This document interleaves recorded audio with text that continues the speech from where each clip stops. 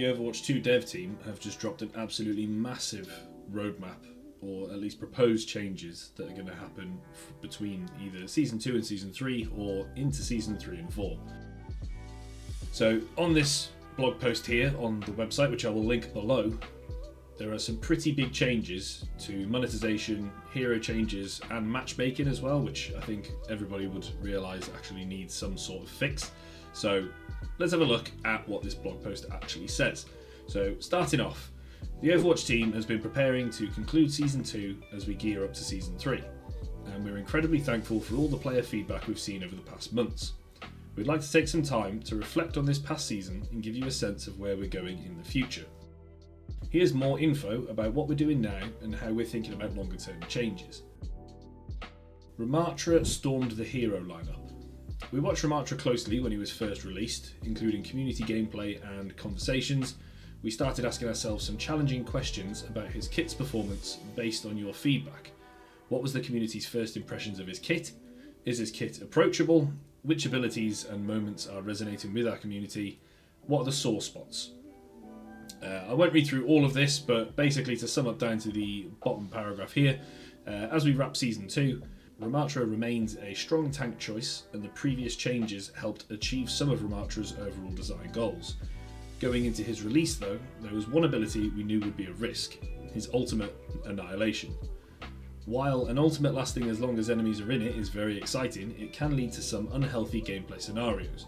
We want Ramatra to feel imposing and intimidating, but not feel hopeless to fight against. Now this is something that I think most people have been talking about for a while, particularly with the Orisa and Hog nerfs coming through. I think Ramatra is going to be the absolute top tier tank heading into Season 3, but we'll have to see how that shapes up. So in Season 3, we'll be changing the timer on Annihilation so that it will tick down slower if enemies are in it. Previously it paused the entire timer, and adding a cap of 20 seconds. That should eliminate many of the extreme uses and enable more counterplay while keeping an Annihilation a strong and impactful ability. And when I first saw this, I did think, I don't actually know how many times I've had a Ramatra ult last for full 20 seconds. Unless you have two Ramatras just meaning standing next to each other in a fight to the death. I don't think I've ever had one last that long, but I'll have to see how that is actually implemented into the changes. I'm going to skip over the Battle for Olympus and other limited events, but basically to sum that up, they will be bringing back Battle for Olympus, and some of the new game or featured game modes will be returning with better events for players who already have a lot of the skins, so they'll stop reusing the skins that they previously had from Overwatch 1. Ranked updates and changes. So just to quickly touch on this, because there are two whole other blog posts about this on the website, which I'll link below.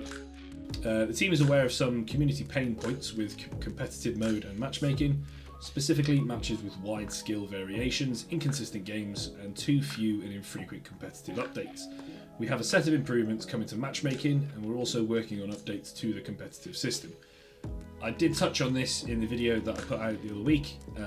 I think that they've not mentioned that they're making any changes to profiles being private and actually be able to see people's ranks and things like that. However, they have confirmed in two of the other posts that they're going to look at making certain roles more rank paired.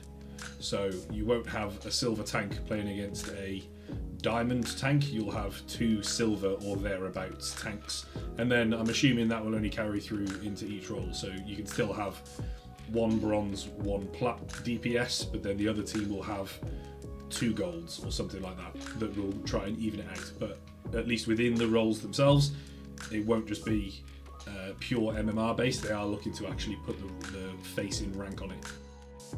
Monetization, which I think is now actually the biggest part of this that I did actually want to cover.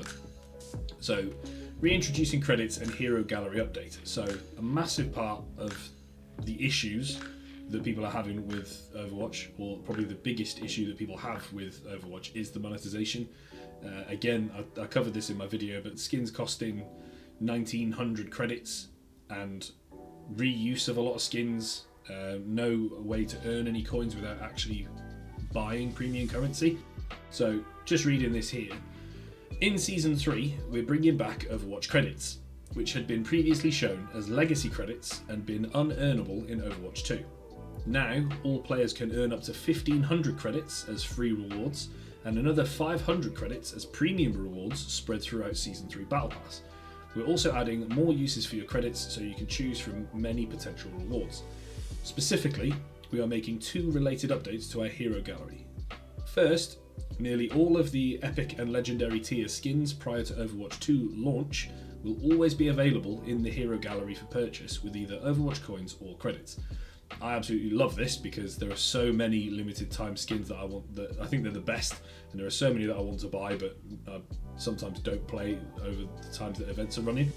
This includes skins from the seasonal event modes, so now you can finally pick up Witch Mercy, Surf and Splash, Torbjorn and Snowman Wrecking Ball any time of the year without waiting for the event to roll around.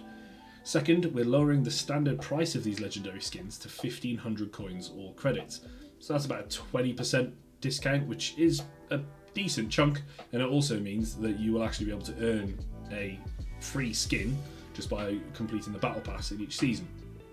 So taken together, these changes mean all players can earn a legendary skin of their choice each season from the hero gallery skins just for playing normally and without needing to make any purchases.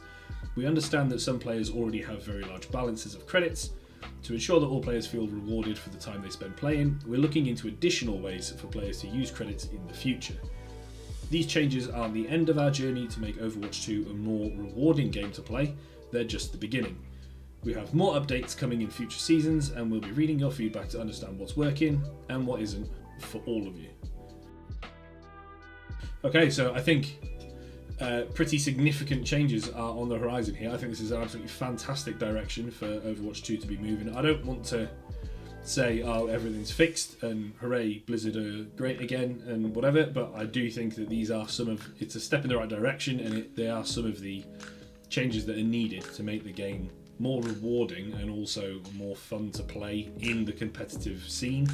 I think the idea that they will perhaps have not just one balance patch per season but maybe 2 or 3 depending on how long the seasons run or the timing of them is also a great change, so that the game isn't stagnating.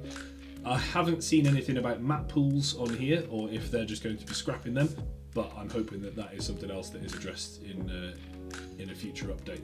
But that is all I wanted to touch on today, just to put a quick video out just going over some of the major changes that some people may not have seen.